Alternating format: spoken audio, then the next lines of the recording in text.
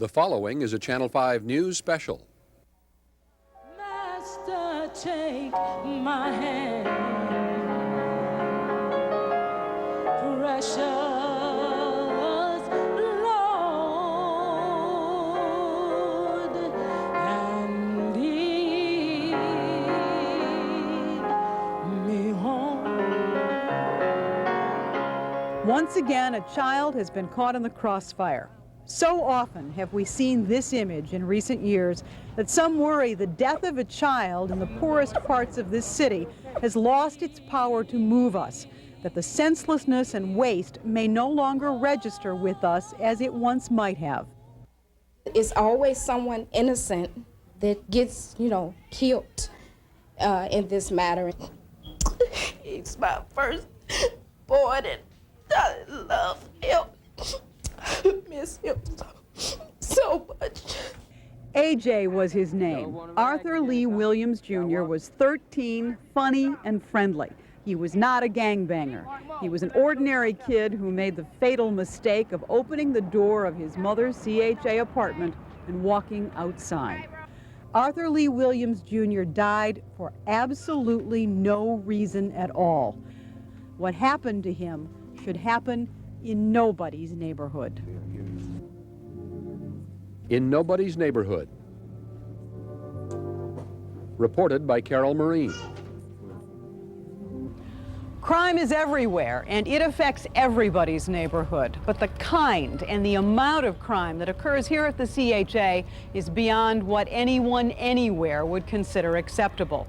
And that violence touches all of our lives, no matter where we live.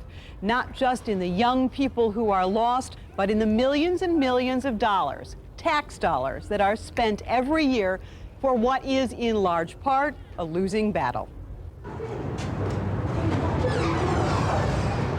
Kevin Say and David Davis are soldiers in the war. They're police officers for the Chicago Housing Authority.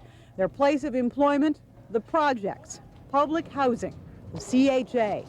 Say the names out loud, and many of us see in our mind's eye a place we have never been. Public housing in Chicago is isolated and segregated. It is set apart from the rest of the city and surrounding suburbs. In many ways, the CHA is regarded as an island of uncommonly high crime. It is a dangerous place to live and a dangerous place to work. They're having a little gathering. This is a gang gathering over here? Right. How can you tell? I can tell when they all assemble. 64,000 people live in the projects where CHA police, like Say and Davis, patrol. It is an unpredictable population where a minority of residents wreak havoc on those just trying to survive. Those people include Beverly Hill. It's a lot of violence, a lot of gangs around here. There's cheaties and beaties, So if you could change one thing here at CHA, it would be? The gangs. But it's gangs everywhere you go now, A few blocks away in a Stateway Gardens apartment building, officers Say and Davis go about their daily rounds, checking abandoned apartments. As the officers check inside, a group of men gather outside. Officer Davis, these people all out on the hoods of the cars and in the parking lot, those are gang leaders? Yes, they are. They have lookouts up in the highest points of the building to see us when we come. Usually they do a series of whistles or scream out 5-0 or Robo. And what do they call you again? Robos. Like RoboCop? Exactly. Or 5-0. Like Hawaii 5-0. Exactly. Remember this man in the yellow jacket. With officers Say and Davis, we head south to the Robert Taylor Homes to answer a routine call about an electrical problem in one of the buildings. But the quiet of this afternoon is quickly broken as a call goes out that shots have been fired somewhere else.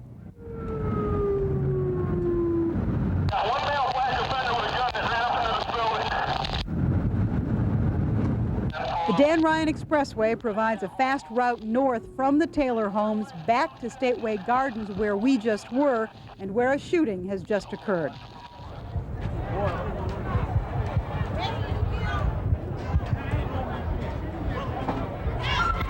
On the ground is the man in the yellow jacket.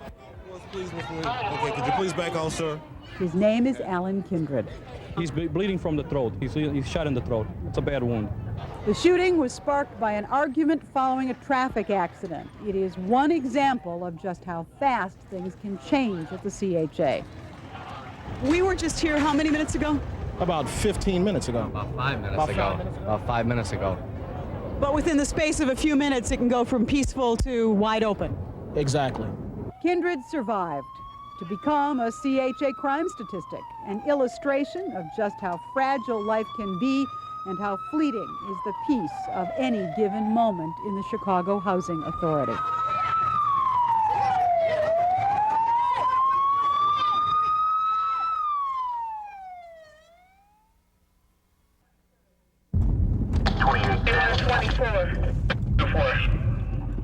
Well, we are always on the guard against anything that might happen.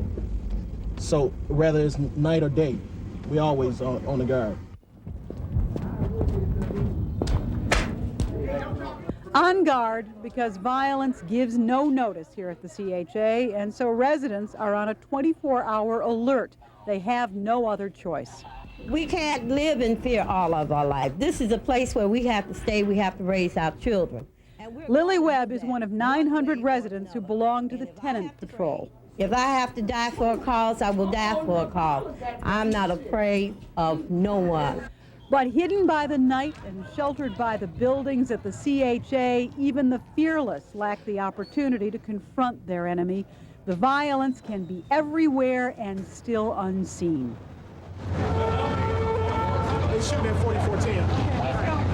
Officer Davis gets the first word. They're shooting at 4410, a Disciple building on South State. 10-4, sir. We responded to shots fired at 4410 State. The officers turn off the car lights and drive up on the concrete sidewalks in order to avoid becoming a target themselves. That was shots fired over by 44 State. Officers Say and Davis are now told the building across from 4410 has shooting as well. There is a gang war going on between these two buildings. What you are about to see next is all too routine for Officers Say and Davis. Officer Davis leaves the car first. Let me get out. 10-4.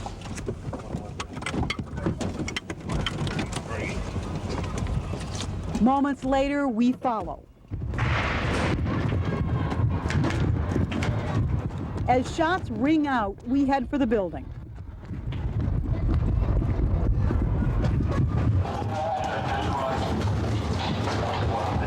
Once inside, the object is to find the shooter. It's a nearly impossible and extraordinarily dangerous task.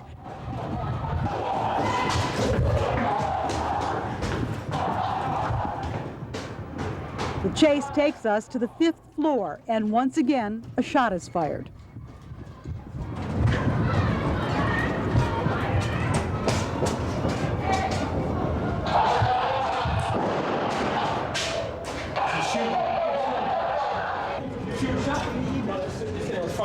Oh man, that was a firecracker. Sergeant Willie Miranda joins Say and Davis in the search, checking hallways and vacant apartments.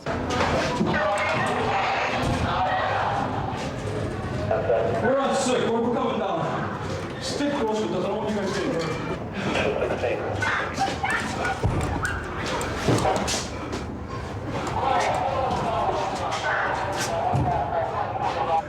I'm coming down the 6th floor, west entrance. Okay, come on down, All right.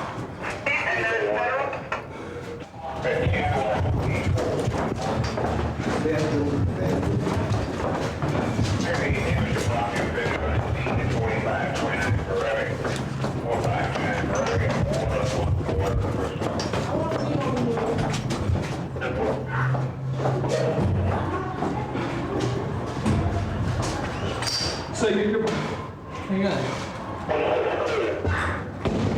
Okay.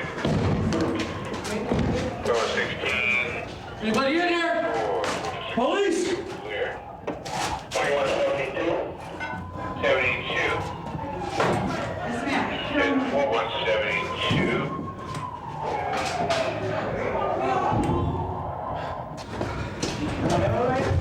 Watch your head. Watch your partner. Don't leave him until you get your partner. Dave, where you at? After 6 minutes, the search proves futile, and the circumstance within the building is deemed too dangerous to search further. Coming out now, Wendy. Walk next to us. Coming out of the building now. Get out of here.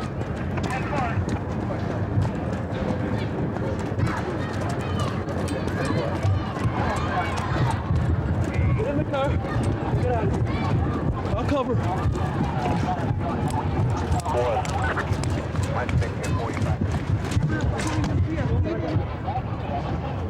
Turn back inside. All right. Yeah, move straight. Sorry, we're out of here. Back inside their squad car, Say and Davis explain why this building, 4410, is considered so dangerous. There were shots fired. They believe it was on the 5th floor, which is the building that we were at. They said they saw shots coming from the 5th floor and several male blacks running from that location. Jack Sargent said it's a bad building. Oh, yeah, it's a terrible building. Why? That's where once again,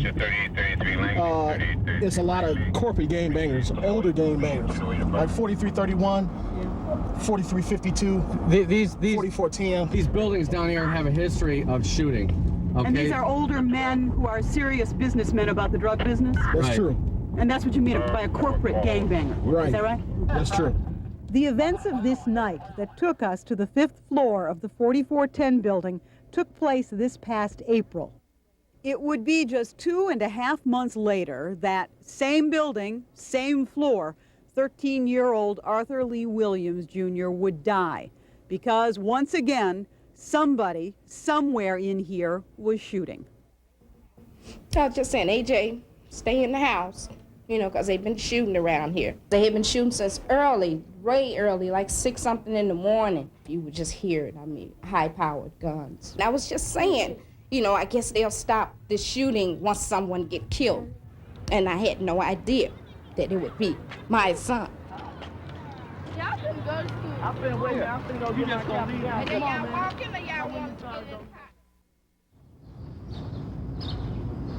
The tree-lined Lincoln Park neighborhood in Chicago with its old brick and new buildings. The northwest suburb of Schaumburg with its houses and condos and well-cared-for lawns. Each community is the same size as the area patrolled by the CHA police, but the quality of life and the quantity of crime are radically different. If you took the same amount of crime and put it in another community of the same size, it would be an outrage. Hosea Crosley is the chief of the CHA police force. More than that, he is himself a child of the CHA, raised in the Ida B. Wells homes in the 1950s. It was a different kind of life then. When I grew up in public housing, most of the families had a father at home. You know, most of the parents, they were working families, they weren't on welfare. So it's a completely different type of atmosphere. We were responsible for cleaning up our own areas, and that's something that doesn't happen now.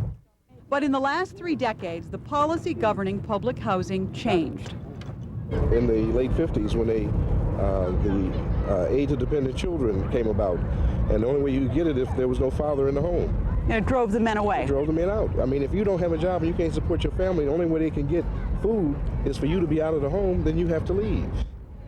Vince Lane is the chairman of the Chicago Housing Authority. Public policy has fostered a sense of dependency for the last 3 generations. So you've got young people today who watch their mothers, grandmothers, great-grandmothers waiting for a welfare check, waiting for the system to get them up in the morning, feed them, bus them somewhere, bring them back home, tuck them in bed at night, and start all over again the next day.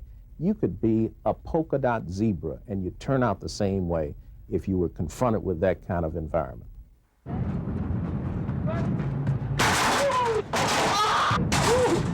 Today, half of all of the people who live in the CHA, half are children.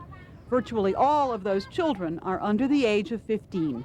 And 3 out of every 4 households are headed by a single mother. Most who live here, according to Chief Crosley, want only to live in a safe neighborhood. I'd say 90% are decent, law-abiding citizens. And it's that other 10% that's causing all those problems. It is the gangs and the guns and the drugs that hold the balance of power here. I think for most people who pick up bites on the television and headlines in the newspaper, they can't even begin to imagine you may be assaulted, you may be robbed, you may get to your apartment and it's burglarized, and that threat is there 24 hours a day, 7 days a week in public housing. And that's why I think it's a national disgrace that we have permitted people to live in this kind of environment. In an effort to better understand the kinds of crime that occur here, Channel 5 News examined and cataloged police reports for the month of February 1993. In that one short, cold month in the CHA, we found at least 719 cases of violence, vice, and property crime. Among them, 2 homicides, 5 criminal sexual assaults, 36 assaults, 203 batteries, 55 thefts, 95 crimes of criminal damage to property, 35 robberies, 50 burglaries, and 135 drug crimes. Though it's easy to assume that most CHA crime is gang-related, that's really only part of the story. According to the crime reports we studied, it is also crimes committed by husbands against wives, boyfriends against girlfriends, brothers against brothers, mothers against daughters. Case in point, a girlfriend and boyfriend in a domestic with a knife. Or a man robbed by his sister and brother-in-law. Or the 3 children abandoned by their mother in a roach-infested house with drug paraphernalia. The weapons that get the most attention are the guns. But it's not just guns that inflict damage here. According to police reports, a weapon can be anything, including a rake, a rock, a hairbrush, a pickle jar, a hammer, an axe, a doorknob, even a high-heel shoe.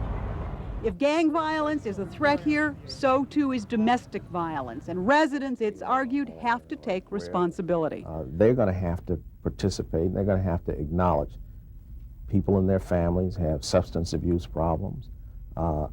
They have gang affiliations, and they have illegal weapons, and they're going to have to acknowledge that, and we're going to have to try to put resources in there to get at the root causes for that kind of behavior. Beverly Hill has lived in the CHA since she was 9. She's raised 4 children here.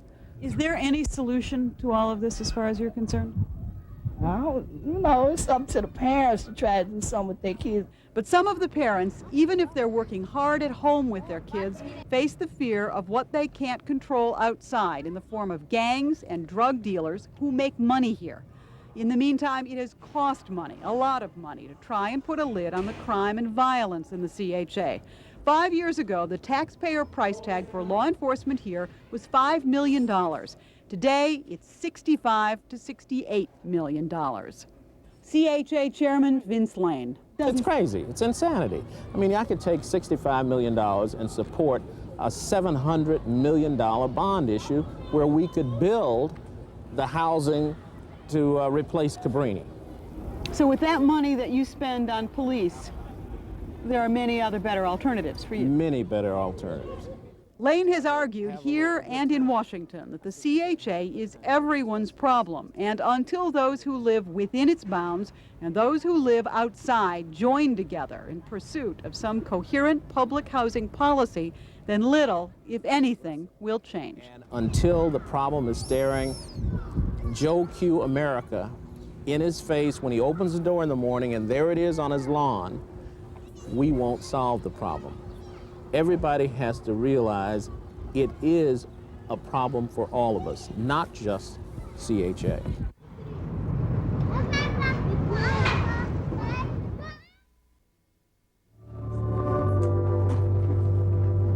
Do you think these gangs understand the consequence of what they do?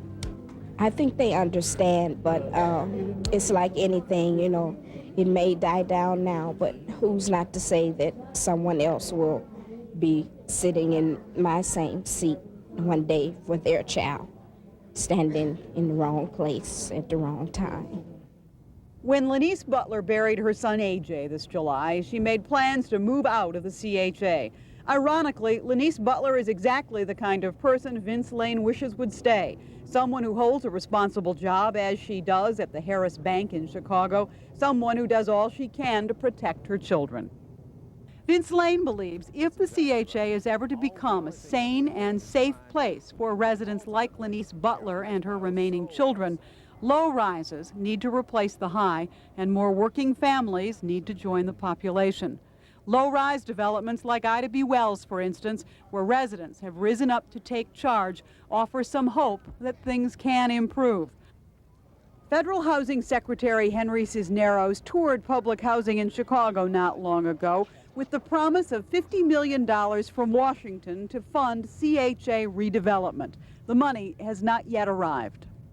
If there is no simple, single solution to the violence at the CHA, there are at the very least two indisputable facts on which to fix our attention. The first could be called the human argument. It is that as long as the violence continues, young lives will continue to be lost or damaged in this environment. The other is a consumer argument, that as long as the violence exists, every one of us in every single neighborhood will pay for the law enforcement it takes to meet the problem. And the cost of that law enforcement hasn't just doubled or tripled in the last 5 years, it's gone up 14 times.